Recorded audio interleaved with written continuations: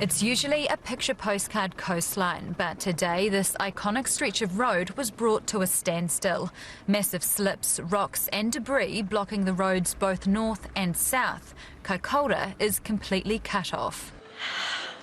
Help and get me out. It's hard. Sorry. Do you want us to? I was in the Christchurch ones and let's just put it all back. The earthquake's impact can be seen right across the region. This one was very violent. We're in a caravan and it shook it off its foundations. Dozens of decent aftershocks also kept coming, one during this residents' briefing.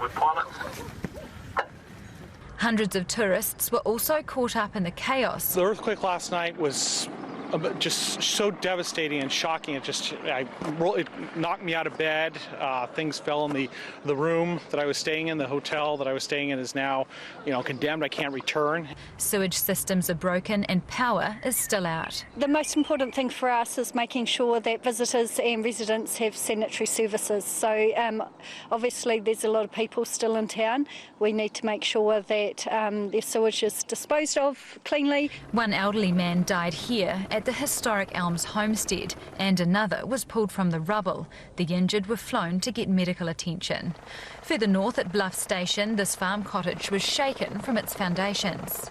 His bed would have been in this corner here, and before the earthquake happened he would have rolled out and gone out the door here.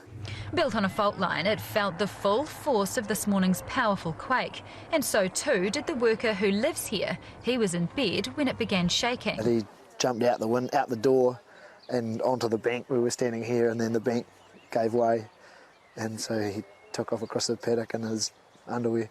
This room's pretty trash. Further up the road we found another house tossed around and tipped over. It just got worse and rolled and rattled and just kept on going. This is very much still a region reeling, anxiety compounded by the fact that communications remain down in Kaikoura. So many Kiwi families will still be waiting to hear from loved ones.